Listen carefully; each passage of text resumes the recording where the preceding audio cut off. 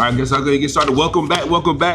It's the Underrated Profession Podcast. We are here in NYC Be Well 2026. We got a special guest we're going to talk about. We're going to introduce here in a second. But you know how we do. My name is William Graham, a.k.a. Big Fundamentals. You know me, I'm Maestro, a.k.a. the Great, a.k.a. the hands are ordained by the barber God. In the building. Hey, look. Now, you know this guest is a special guest to us because you know when you get both of us at the table, right? It's going down. It's going down. This is always an honor. We had this young man. So we met him how many years ago? It's been when was Atlanta? That was about 5, 6 years. It's been a minute. Yeah, it's been about 5, 6 years. Yeah, and just watching his elevation, his evolution, and continue growing. Thank you. And again, don't let his confidence offend. Look, matter of fact, let me say it like this. You got out of me. Do not let our confidence offend your insecurity. There it is. Damn. We're in the building. Well, now, go ahead and introduce yourself, brother. Yes, sir. Awesome. So, I'm Thomas James, aka Mr. Stateboard. Where are we going with this? I would say barber instructor, cosmetology instructor, continuing education provider, author of the blueprint, which helps people pass their state board exams. I am barbering and cosmetology, educator, author. Yeah, all nice. things education, and on the legal side of the beauty industry. Nice. I'm in that. Nice. And that's exciting to hear because that's one of the things that is the again the motivation behind why the podcast is underrated profession. Yes. That for the simple fact that hearing all the things that you're involved in, we're more than just cutting hair. Right. We always and I hate we always say that phrase is beyond the chair, but it is really beyond the chair. Things that we can do. We don't have to limit ourselves to just behind that chair. Yeah, definitely. I say that to my students all the time. I tell them to pick a lane and then run it. Because that's what it is. The first license that I did receive was my barber's license. Okay. And then went to a couple of shows, Bronner Brothers actually, classic. And then jumped into that.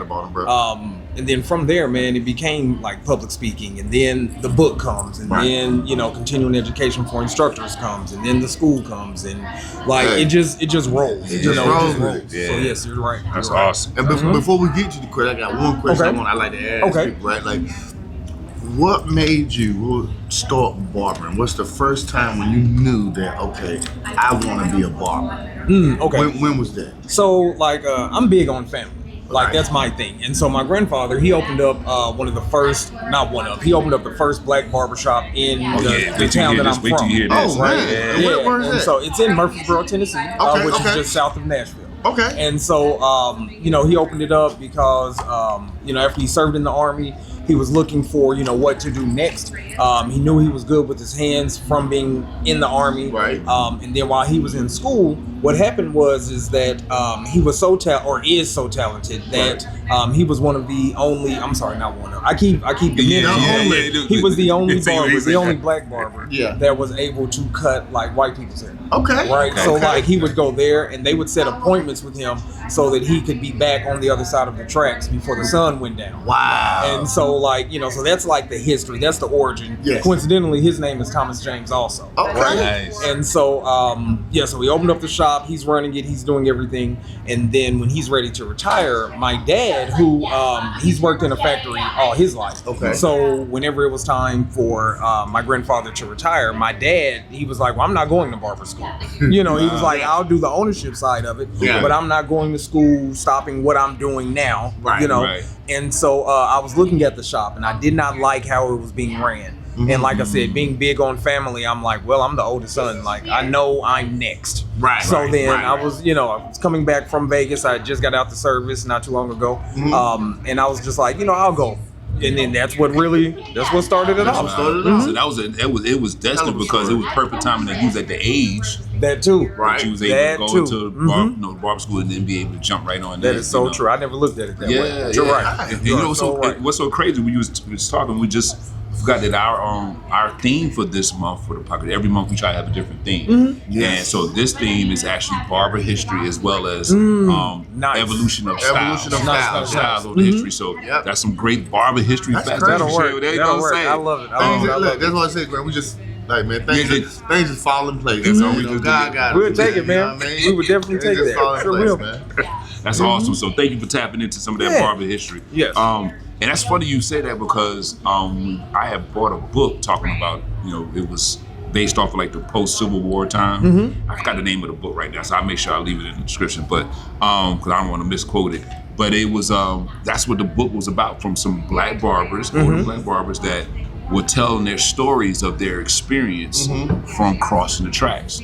Like, how they had to deal with, personally, having to deal with that, how would you say, dealing with the challenges that came across from cutting across town, but not cutting your side of the tracks, that type of thing. And they had the different tiers. But it was very interesting. But that was in the book, though. It was in the book. I got to make sure we share that. I was going to say, you'll find the title and whatnot. Yeah, I found the title. I'll put it in there. All right, so let's go and get this show on the road. Let's do it. All right, so, well, you know this, but I'm gonna go ahead and start. You want me to start it off? Go ahead and start it off. I'm start it off. All right. I'm excited. You rally behind the camera, so go ahead, man. Shine, man. I'm out here. I'm out here. How y'all Brooklyn boys shine, son? We out here, son. Shining like the sun. In fact, with that being said, I'm glad you said that Brooklyn in the building. Shout out. I went to the Brooklyn Bridge yesterday for the first time, man. It's amazing. Yeah. Yes. I don't like bridges. I don't like bridges, man. You won't know you won't. I don't like bridges. You won't recognize that you're on one. Like it's different. It is, because I thought that it was, like the cars and you're moving out the cars are down here. You're like walking above the cars. And not like close. Like treat yourself, man. Yes, it's different. Get your whole Brooklyn experience. Treat yourself before you leave. And I'm a historian. You remember on Jay-Z's album, that 444, where he was like, I could have bought a building in Dumbo for like $2 million. Yep. And what did he say? Today that building sold for like 25 or something like that, 25 million. I went there. Yeah, he should have bought it. He should have bought it. Yeah. Jay. Yeah. Because I seen it, I was like, no, that was worth $2 million. He dropped the ball on that. I don't have to. I don't have the money, so I can't tell him what to do. But I was like, nah, you should. You should have got that one. You should have got that one, sir. All right, so I'm gonna go sit on because this is actually pretty. Well, I find this exciting, being a former inspector as well. We there's only a few of us out here. This is true, right? And also being a board member currently right now. At the time congratulations. Of this recording. Oh, thank you. So my last term should be running on that, but I've had the opportunity and honor to be an inspector as well, and also being on the board now. So, anyway, so the first question, you're known as Mr. Stateboard. Why is Stateboard knowledge so important for professionals? Why would you think? Because we always had this question. This is actually, matter of fact. Now I'm thinking more about that question, as we in a time where you hear in certain states and questions of licensure and all that fun stuff. But in your opinion, why do you think it's important for professionals to have a Stateboard? Awesome. So somebody has to make and enforce the rules. That's right. You just have to. Other than that, you have anarchy. The absence of rules is anarchy. And so even though people say, that the Stateboard is bad and things of that nature, it doesn't have to be. It's like when people say, that they don't like paying taxes or they can't stand Uncle Sam IRS and things of that nature. You can look at it that way. But another way that I was told from a rich person was the government doesn't want your money. The government wants their money. Right. And so like the Stateboard reminds me of that. It's, yes, I may feel as though I should be able to open up a shop wherever I want to, or a school, and if I just treat people right, then everything should go according to plan. But that's my philosophy, whereas there may be some bum or some jerk on the street who wants to run a slum shop, a slum school, to where you need some type of regulation that's there. And another thing, I think the state boards across the country, they just get a bad rep in the sense of thinking it's always a negative that's happening. Like a big brother watching all the time. Right. And that's not it. They have to have some type of watch, such as being an inspector and things of that nature. But that's not to punish you. It's to just make sure that you're doing, like for a school, for instance, the board makes sure that you're doing what you told the board you're going to do.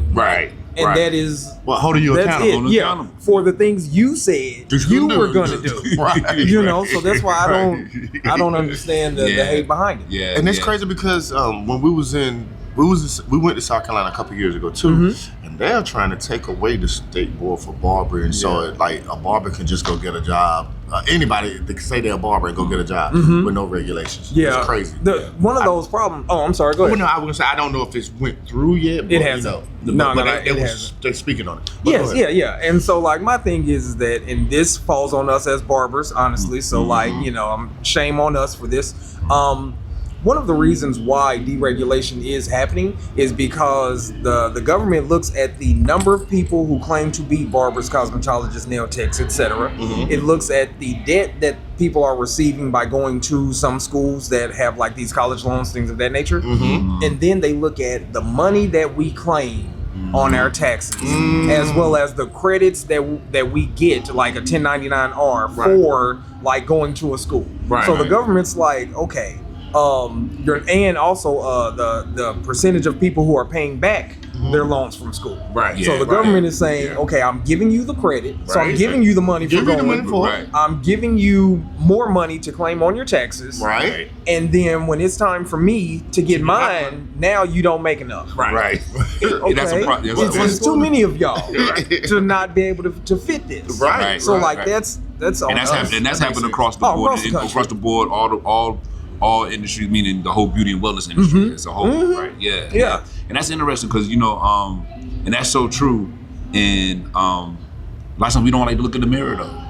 There you go. And that kind of speaks to something that we just recently have been going into 26. We kind of changed our not change it, but we added our additional kind of like mission is to, and I know you big on this, you'll love this, is that we want to become a pathway when it comes to talking about the business side of things, because a lot of times in order to be, we say we want to inform, educate, and celebrate, but we also want to make sure that when we say informing them, that they understand the business of what they're doing, because that's the reason why we in this situation. Like we said, why the deregulation happened, because we shy away from, because it's not sexy when we start talking about the business. Right. But that's what's going to sustain us. That's what's going to keep us around. I'm one of those where we were joking about it off camera, your professionalism with me. And I'm one of those where, I'll even tell, my friends, if I'm like conducting this thing, if I'm quarterbacking, guys say, hey, let's go ahead and get this legal stuff out the way right now.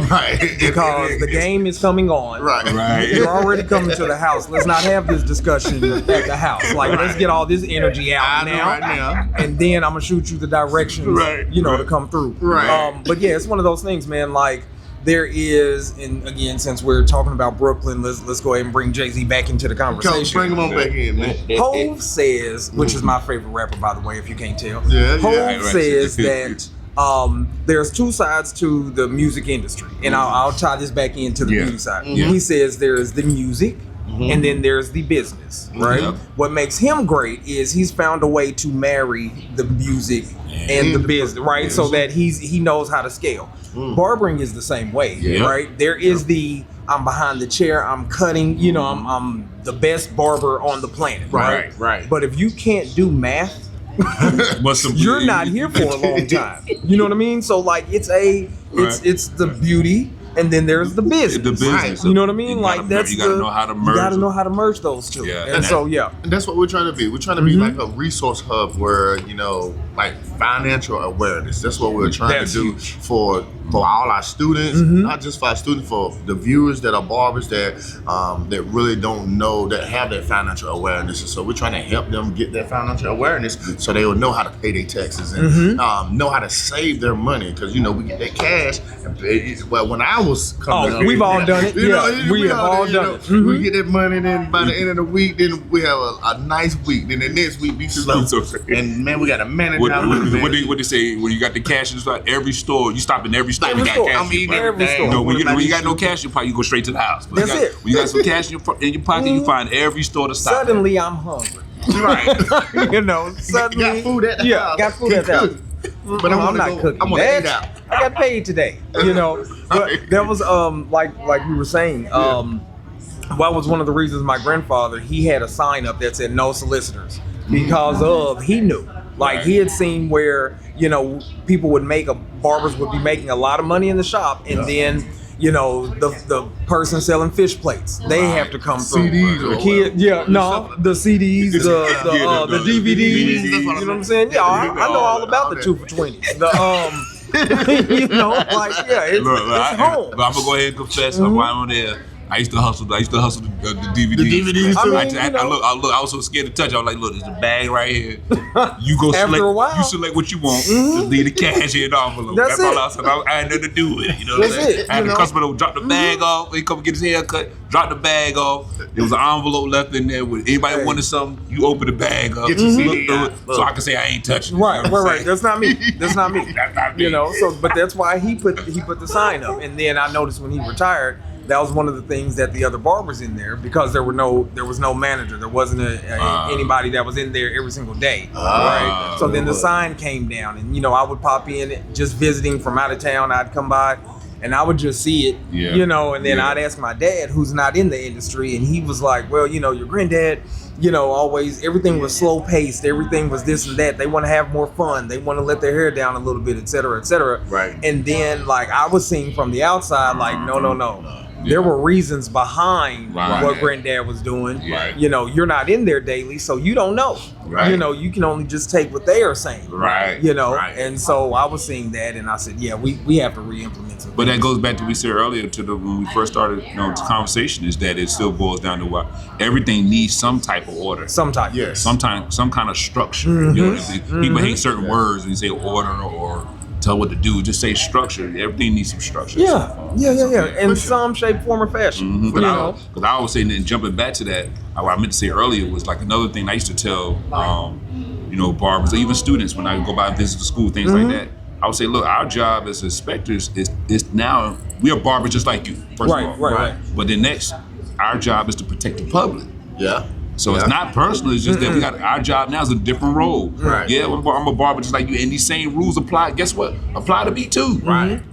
I'm gonna jump in. So just because I know, like, we'll get to the education side in just a second. Yeah. For everybody listening all across the country, okay, all students getting ready, I'll just leave it at 99.999%. You will have a test question on your final test that's going to ask you the purpose of the Stateboard. Yeah. Wherever you are, wherever you are, So the answer is to protect the health, safety, and welfare of the public So y'all in got some way. Y'all got some free points I today. promise you, it's on there, and that's your answer. And he just gave y'all the answer. That's the answer. Just gave you the answer. So he ain't no excuse. And we didn't talk about this before, so for you to say protect the public, that's why I was like, let me tell them, like, that was a jewel you dropped. You Right. know, if you know, you know. You know. If you know, you know. That's all baby. that was. If you know, you know.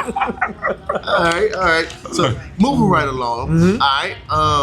What are the biggest mistakes students make when preparing for their licensing exams? Since we speaking to students, it's a good segue. Let's talk to that. theory and practical for a second. Okay. So if we're talking theory wise, one thing that they do, it's either one or two things: either procrastination, Right. when you know that you haven't been doing good all year, right? Right. When Message. you know that you've been bad, Right. And the second thing is overstudy, Oh, right? yeah. To where you think that whatever book that you have, right? I don't want to put brands out there. I'm in negotiations right now, Okay. so Right. we know We the got two you. big If you brands, know, you right? know. You know, we you know know. the two You big know, brands you of know. books. Right, You know, right, okay. right. So like, it is very foolish to try and reread the entire thing, no matter which book you have. Right. Okay. Whichever one, you're wrong. Yeah.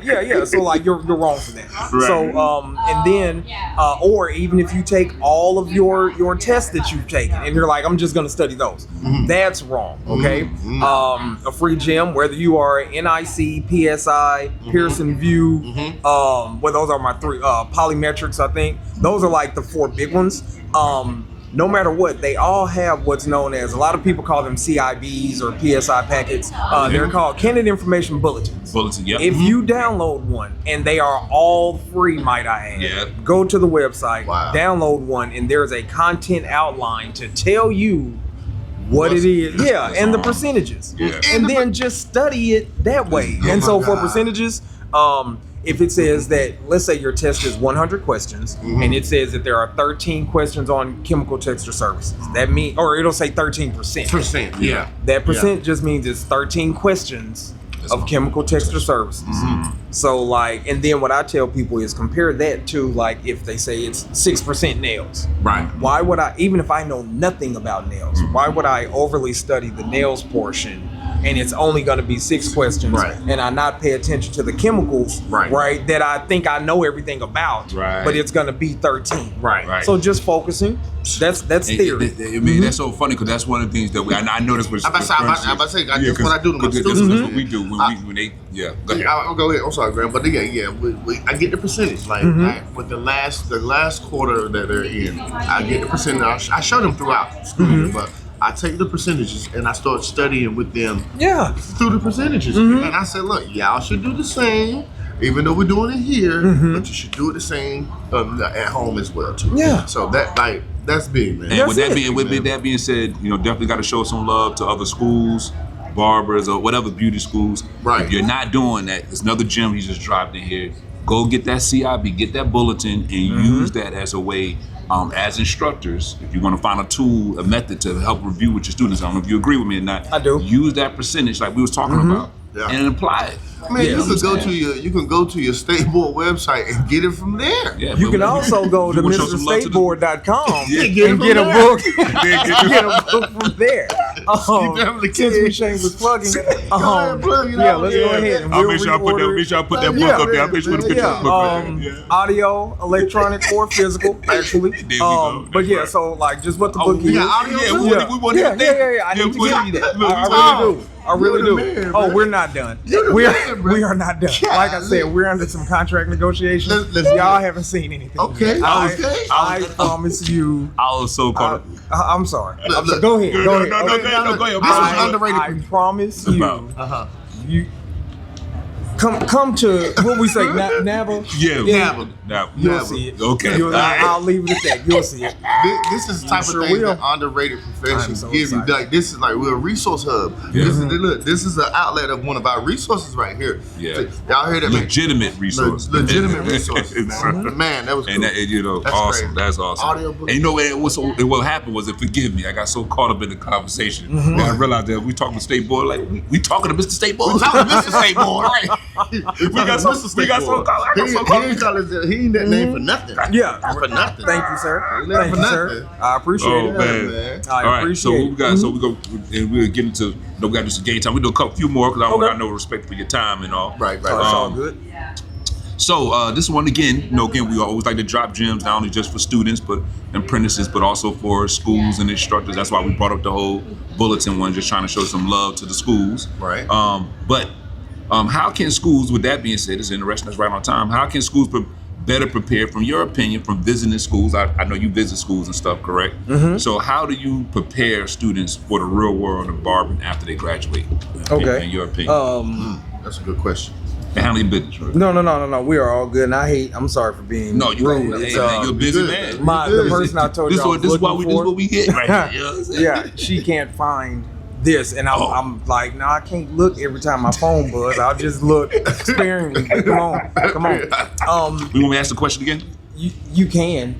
For a phone, all right. So how can schools better prepare their students for the real world after graduation, not just on the environment? So I'm glad you said this. So in my continuing ed seminars for the teachers, I talk about that. Where like I did a survey across the country to find like what I call it, what students crave, and just to figure out what it is students are asking for. And it is that don't make me feel like I'm only a dollar sign.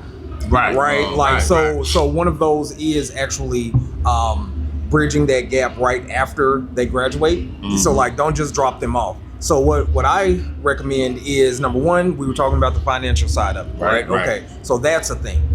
Making sure that your students are knowing something about the finances other than one chapter talking about barbershop management. Like that's not it. Because even so, that doesn't go into like the real money side of it. It's this is booth rent, this is commission, this is salary. You gotta have some insurance too for yourself. You gotta have a bunch of stuff, right? You know what I mean? And so like that's one. Another one, work ethic. You have to like hold your students accountable throughout the year. Yes. If you guys are open at a certain time, if a person is late, there needs to be a consequence behind it. So it's not just a one-time thing. We're building them throughout. Right. Another thing I believe schools can do is definitely like invite your alumni back to the school. Yeah, There's nothing wrong with that. Just to a couple of things. One, have them be guest artists of yours. Right. Another one, you know, you can just have them come and speak. If you host a in-house barber battle or just an in-house show, invite the alumni back. You know what I mean? Yeah, like allow them Let to them be be vendors judges or whatever. or Yeah, let them be something. the judges. Yeah. You know, allow them to again not feel like just a dollar sign. Right. You know, and then that way I think that helps as far as, you know, like not feeling just dropped off. Having check-ins, you know, is something else that I talked about. I said even if it's yearly, the first thing I told everybody was just make it quarterly.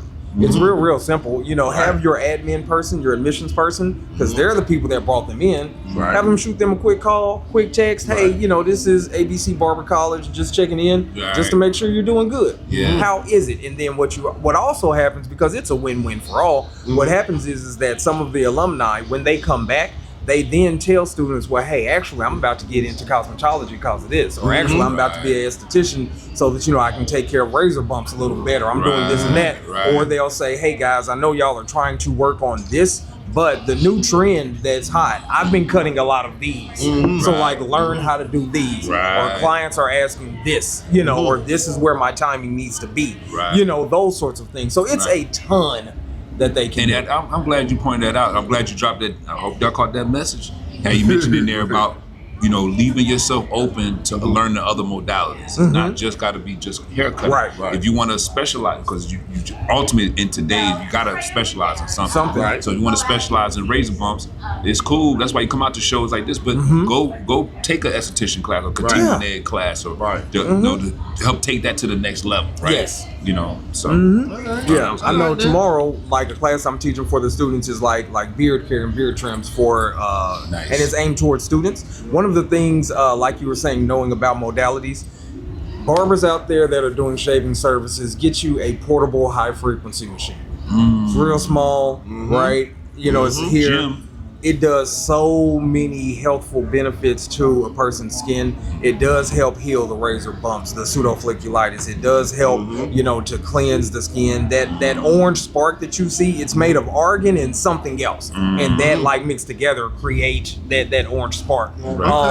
To where those things are very beneficial to it. Stimulates hair growth. You know, it's a natural lubricant for your skin. It opens pores. Like it does a lot. Yeah. And you can get them on Amazon. They're fairly inexpensive. And don't get the big, because they range. You can get one for like $5,000. Nah, you don't But need then all you that, can right? get one for $40. Right. Get that. Right. Get it. Right. And that's considered like an upsell. You can't just cut hair. It's like an upsell in the shop, y'all. So yeah, be mindful of that. Yes. Be mindful of that. Yes. All right.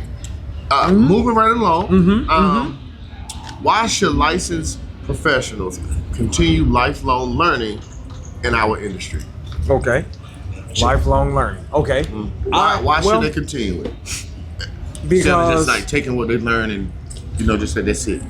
well, my opinion, if you don't learn, you stop growing.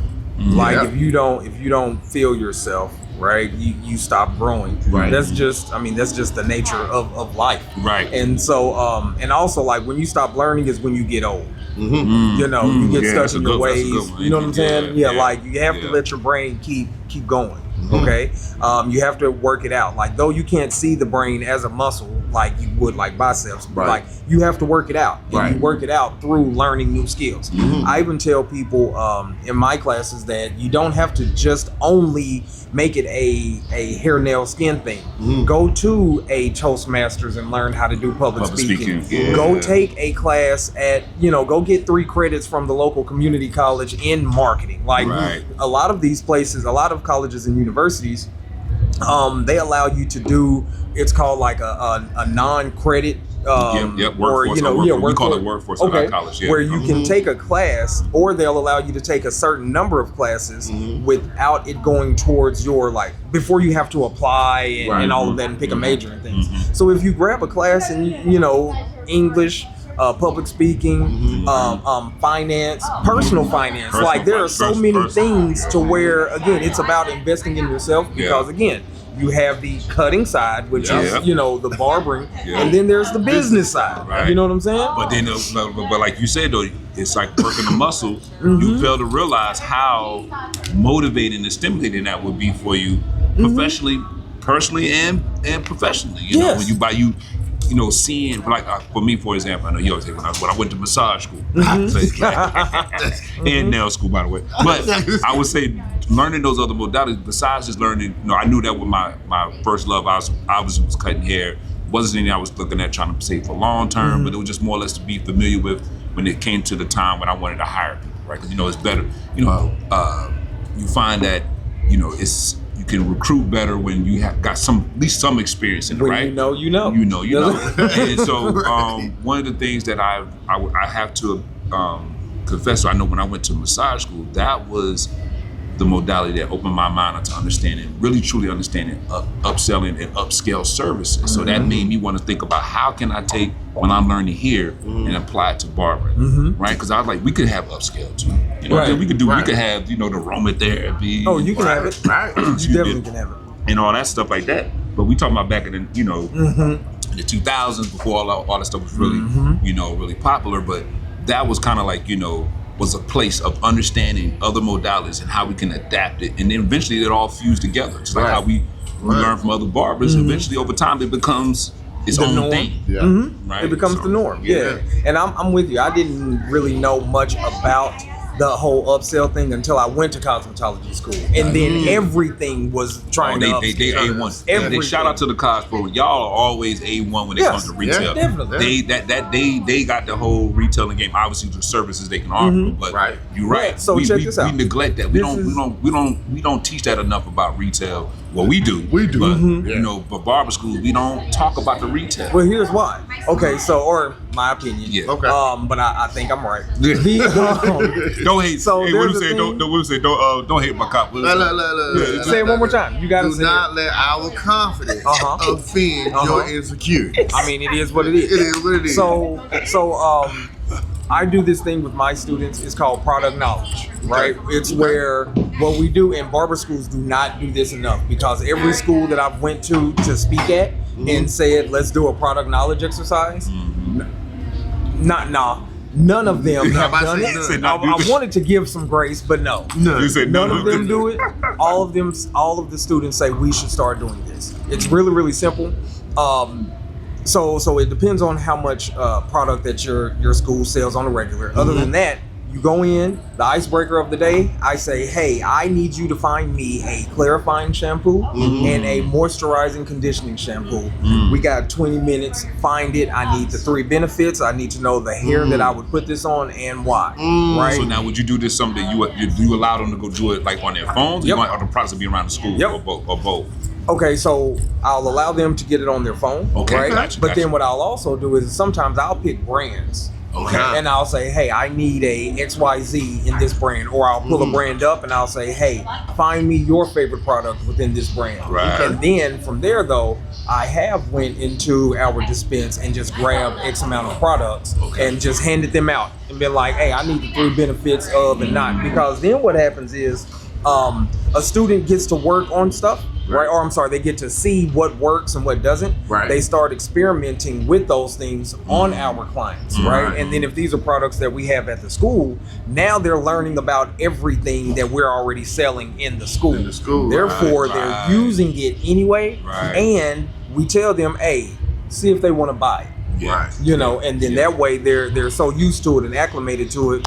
Hey, when it's time to go, you know, they're ready. I hope y'all hearing that, school. He dropped some gems on y'all. I will say we experimented for the first time in our last class when we did a blind test. We just got some random products and a little game, a little activity, and we just had various shampoos and skincare products, and we had it covered up, and they had to score which one how they rated as for their experience with it, by the texture, how it feels, ingredients, the smell, of course, and we just created this whole little AI ChatGPT to help us create our. I know we're gonna probably touch on that before we get done with this conversation, but it was really cool.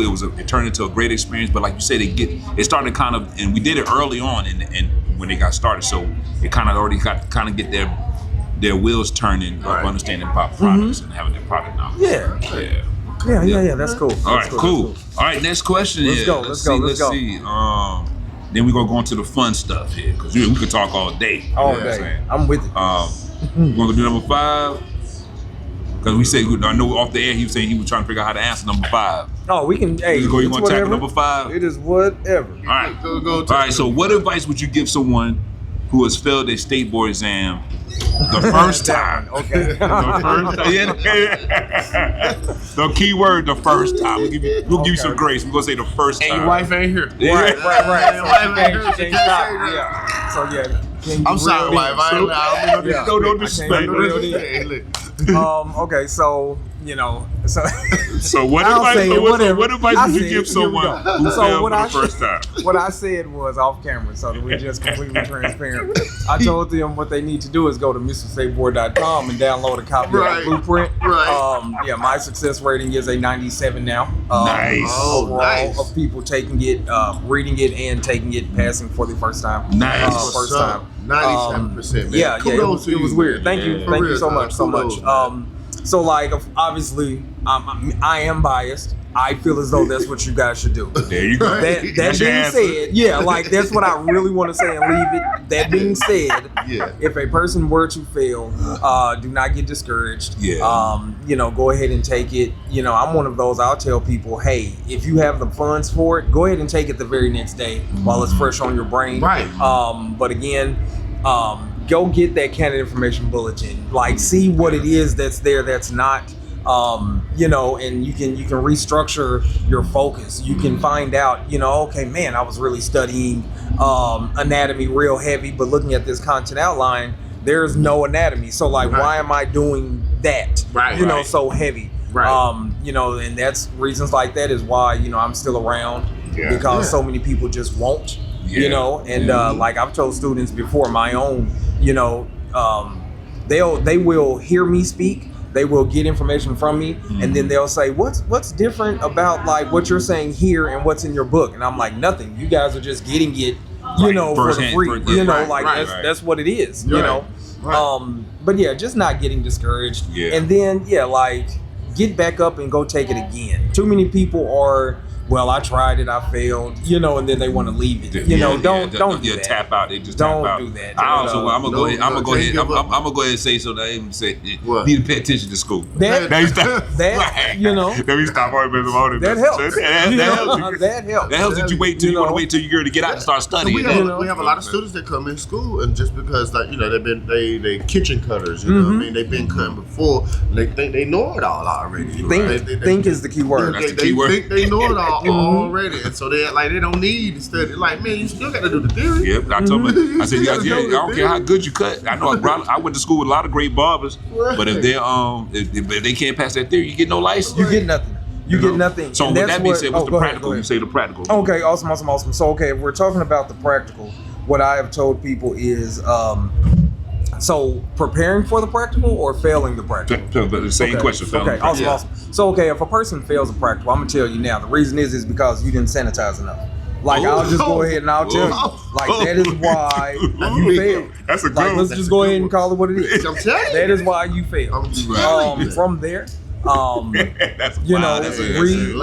at your candidate information bulletin again. Okay, a lot of states are now going to where the practical is almost impossible to fail. Just to be completely honest with you, because so many different places are taking out the like for the haircut, for instance. So many states are now not making you do a full taper, with 45 minutes and no guard and things of that nature. They have turned it into where it's like you cut with your clippers for 10 minutes and then you're going to cut with your shears for 10 minutes and then, that sort of thing. To where it's just a set of directions, set of instructions that you're trying to do now. So again, but sanitation is like more than half of it. Another thing I will say to have the students back is sometimes your instructors are wrong. Like, Yeah, let's just go there it ahead, is. you know, It is like, what it is. I don't It have is. any Yes. specific Yeah. affiliation. It is. Sometimes your Yeah. instructors are wrong. We have okay? encountered those. Yeah. We have encountered So those. it's like, so for me, and I'll tell you, that's actually what started Mr. Stateboard, just to be Okay. completely honest. Like, I Wow. graduated from a school, and you guys know this guy, Chin, millionaire barber out of Nashville. And so Yeah. I was at his school. And so his students were either they would fail like horribly, or some were passing, some would barely pass, some would like, the numbers were just everywhere okay. to the, but it was the same teacher. So it was to the point to where when I got to her class for that fourth, quarter, that I was respectful enough as her being my elder to sit there and listen. But then soon as she finished talking, I was like, I'm not doing that. I'm gonna do that. I'm not, that sort of thing. And so, even when we were practicing for our practicals, I already knew in my head, I was like, these are too many steps. Okay. I'm not doing all of that. Right. And then we're just gonna see where the cards fall. You already knew. You already knew. And when I got my scores back, my theory was a 97 and my practical was a 95. Right. Cool. Kudos. So then Shout that out. means that like I don't know what she talking about, right. but I'm right. I'm right. Right. It had to be. He said And some so word, yeah. when Chin and Miss Velma, when they saw the scores, they were like, "Hey, what are you doing? What are Right. you doing? Like, what are you doing?" Right. Then that's where my research came in, And and then- I just told them, and like, then "Hey, this this is is Stateboard. it." And Right. then, yeah. So long what? story short. You don't have to give all. Because obviously you gotta get the book. But what would you say? What was one or two things that you did to adjust that you think you felt helped you when you was in school? If you remember back then, what It's research.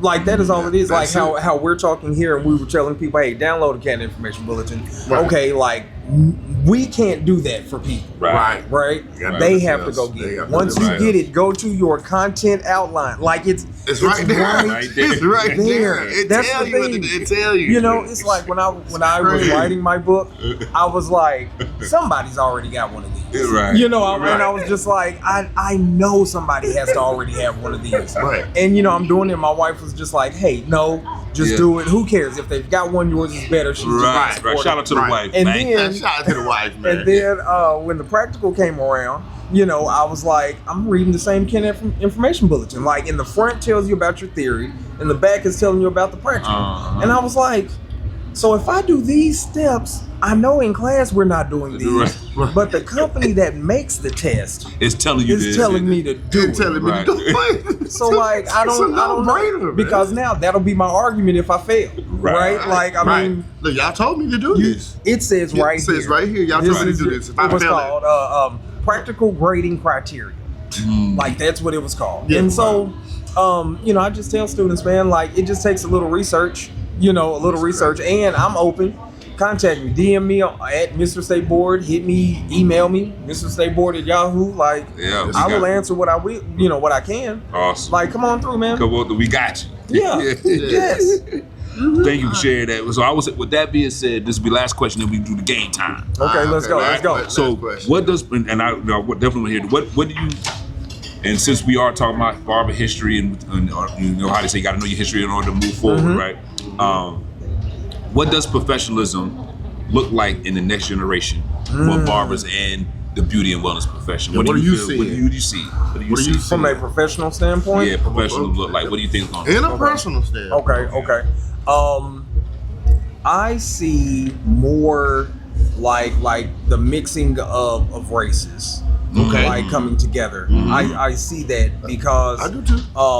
what I've been telling my students since day one, number one, hey, if you've been doing a lot of clipper work, you have to know how to work shears. Yes. You have to. Yeah. And then I put in their mindsets, I'm like, hey man, a lot of straight hair clients, I tell them the sides and back are the same like steps, right? Right, like right. you might have to use a bigger guard if you're using guards on straight hair just Right. for density and texture purposes, the diameter of the hair follicle, but or the hair itself. I say, but your sides and back are the same. I said, and on the top, I said, how like us with curly hair, you might have a hairstyle where you don't touch the top at all. Right. I was like, okay, like some of them rock the same thing, or Yeah. you'll do your shears first, Yeah. and then the next time they see you, they'll mess around and not get the top touched, right? Right. And so I tell them, I'm like, hey guys, if you're fading the sides and back, the top is a 90. Like, I mean, it's a At the end of the day, you know, we might over direct it forward or over direct it back or left or right. I said, other than that, it's a 90 haircut. And so, like, when that clicks for them, like now my students are on That's a great breakdown. Yeah, I mean, that's all it is. Your sides and back is a fade. Yeah. It is the same exact thing. And so, like, the reason, like, more and more barbers, more and more different races are starting to see that. And so, like, when they mesh, I feel as though, like, that's going to happen. Right. So that's number one. The second thing that I see that's going to happen, the second thing is, hey, Sadie, how are you? Cool. The second thing that we're going to do is, or not going to do, but what I see is, I see a lot of AI coming into play. Yeah. Luckily, it's not working their hands. You know, like this will be ours, but even the like like being able to take appointments, things of that nature. I see that going into ours. I also think that more and more hair care product, hair, nail, skin products are going to come out a little more. I just feel as though, like, as people, as technology is coming out, as more people are gaining more knowledge, you know, through our industry, I think that people will, you know, like people will start to make their own. That's one thing I make my students do. Everybody who learns under me, when you leave, there is a concrete product that you walk away with. Nice. Whether or not, like, you decide to pursue it, that's on you. But you can never say that you're not, you know, that you didn't get the opportunity to make whatever. And that's that's one thing that we try to stand on as well. It's like we say we're not gonna say that you didn't learn everything you can learn through that book, and it's up to you to decide on what you want to do. But we're gonna introduce everything to you plus more, because we believe in teaching beyond the text as well. But we're gonna give you all the nuggets, and it's up to you to decide on what you want to do. We give them the equipment. That's what I always say too. Like, people be like, knowledge is power. And I say, no, knowledge is only power when it's applied. Applied knowledge is power. Applied knowledge is power. So true. So that's what they have to do. So true. Because we give them all the equipment that they need, and if they don't use it, it's on them. That's on them. That's not on us. So Awesome. Go ahead with the little fun. All right, game time. We did this happened last year. We know we were doing all this. And we finally made it. We in the building. We finally made it. I know you've been trying to get it. We finally got here. Shout out to Sadie.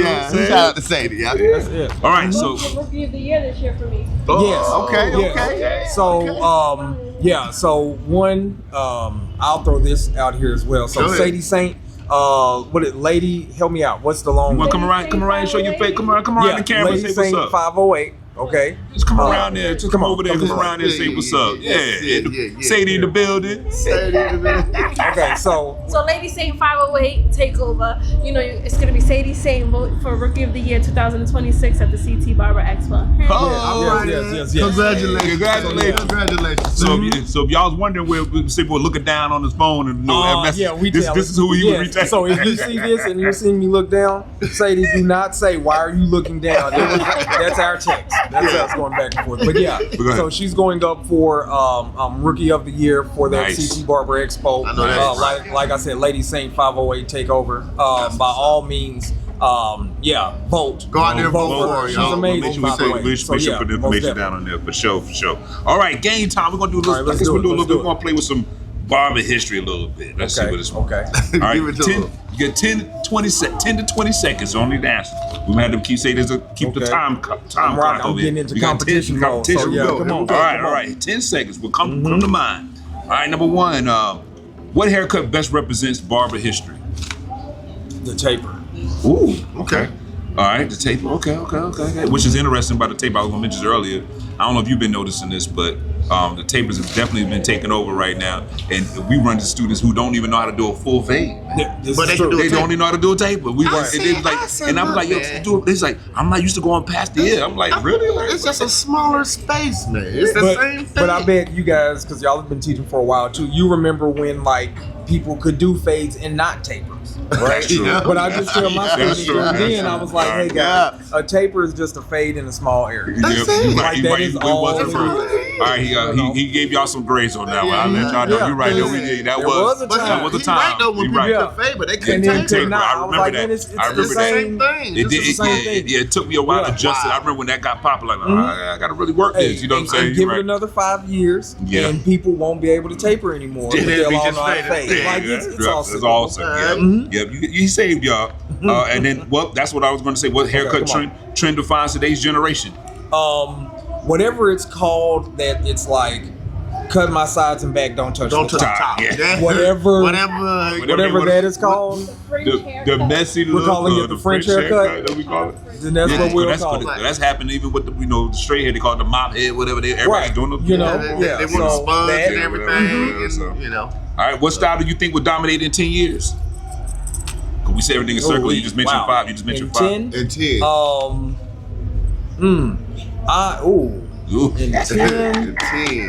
Yeah, what style would you say? Maybe that. What style you think would dominate? I think, long hair is here now.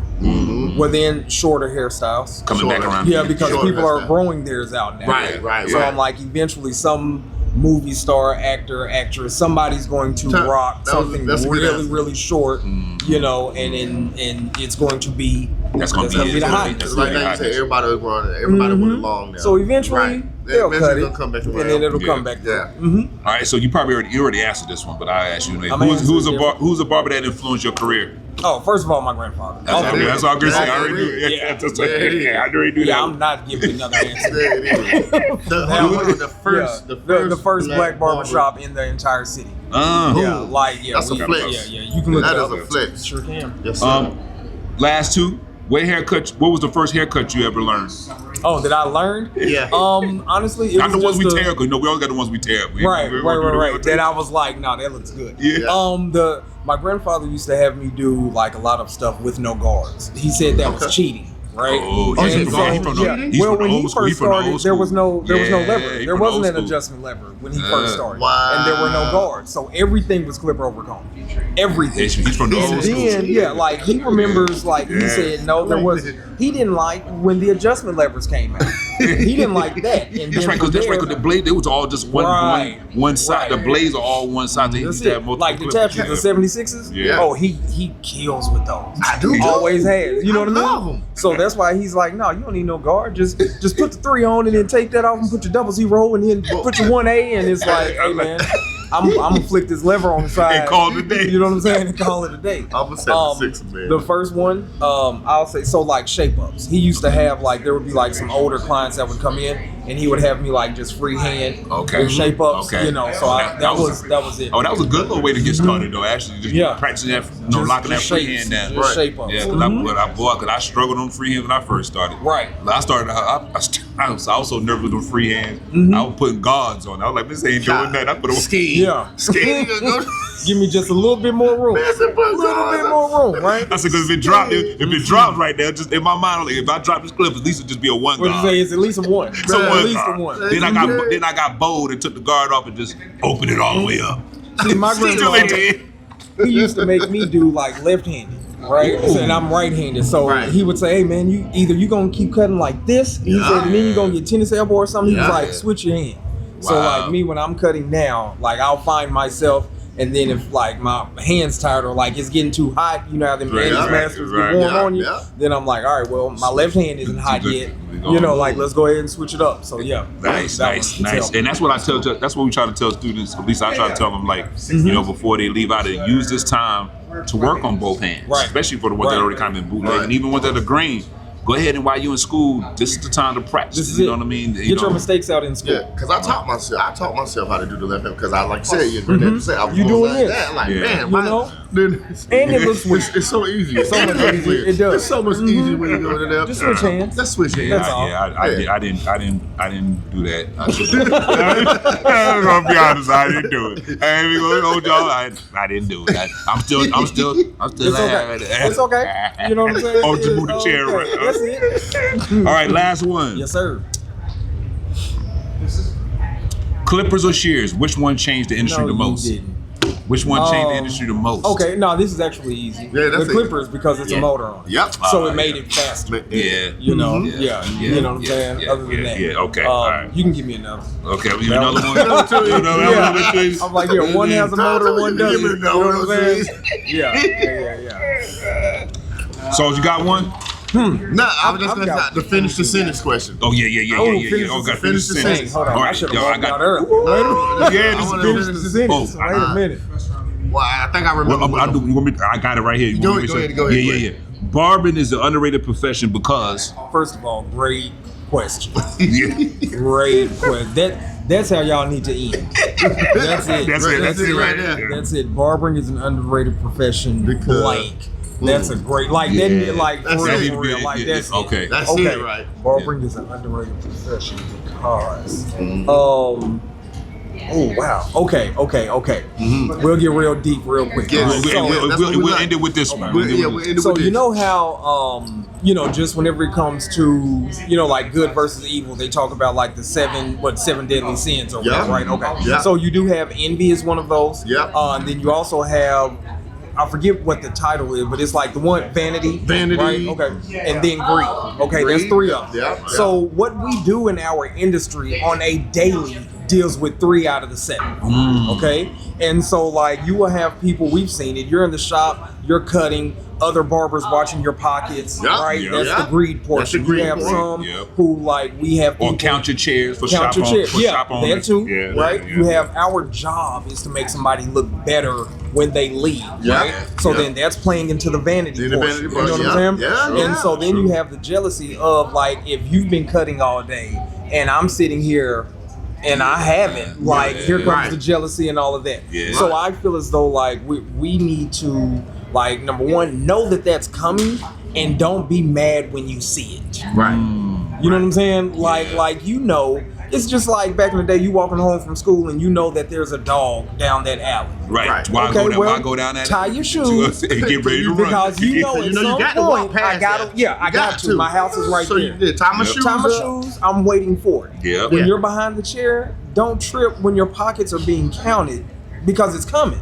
Right. Like don't trip when like some of these random things and you're like, man, I don't know why this is happening or why this person's hating on me. It's part of that pot. Yeah. So it's like, hey, you just have to when you see that, just don't be the person to hate back. Right. Nice. You know what I'm saying? And I feel as though like oftentimes that's what happens. Like you hate on me, now I'm hating on you. Yeah. You know what I'm saying? And then I'm figuring out who else doesn't like who, and now I'm getting on certain teams and I'm picking sides and things of that nature. Yeah. And it just creates a lot of division. Yeah. Whereas like, like us talking right here shows that there can be some unity, that we can like get together and we are having an amazing conversation. Amazing. All under barbering. Thank you. But You know what I'm also too, y'all, I'm looking for haters. I got applications for haters, baby. I got applications for haters, baby. Don't let my confidence offend your insecurities. I got applications for haters, so I'm looking for y'all. Yeah. And they're coming, like you said, they're coming. And then that's how you deal with it. That's it, all the time. All the time. That's awesome. But that's it, so man. you're right. That's a drop the mic That was over it, here. man. But I cannot leave without you giving everybody your information. Awesome. On Awesome. what you got coming next. That you can share. I know you say you got some. I know you got some stuff. You got some stuff. You got some stuff. I know you got some secret stashed, stuff but going on. no, but whatever you would like to share with us. Look, share with our world audience. premiere, baby. This, look. World hold on. premiere. Y'all seen this? Oh my God. No. Oh my God. No. Come on, man. Yeah. Stop playing with That- me. No. Stop playing That's with what me. I- Man, we're looking for haters, man. That's what I Man, so cool. Yo, man, congrats. Yo, bro. That's big. That So is big. that's so motivating, man. That so is congratulations, big. For real, bro. man. You deserve it. Congratulations, That's bro. very well deserved. I wish y'all could see it. But Right. We got, you know So- what I'm saying? Yes, So, But yeah, Thomas James. please share everything you got. Thomas James, you can find me on Instagram at Mr. Stateboard, MrStateBoard. If you need anything in the beauty industry to help you with your Stateboard exams, theory or practical, then go to MrStateBoard.com. And then again, keep following when we go to NABA in September, October timeframe. September, October. I will have some stuff there that I'm just waiting for the go ahead to go ahead and let that out. But yes. You would say you will see us at Napa. Oh, you'll definitely see us. We'll do this again. We'll do this again in Napa. Yeah. So again, I thank y'all so much. Thank you, Mr. Staples. Thank you, Thomas. Man, as always, you are part of the family, man, and we appreciate you, man. And so on that note, I'm William Graham, aka Big Fundamentals. Y'all know who it is. Your boy Mike Sauls, aka Maestro, aka the Great, aka the hands are ordained by the barber God. AKA looking for the hate. Look like AKA looking for y'all, man. Got applications for you. Appreciate you. Always, man. Man, that was awesome. Yeah. Man.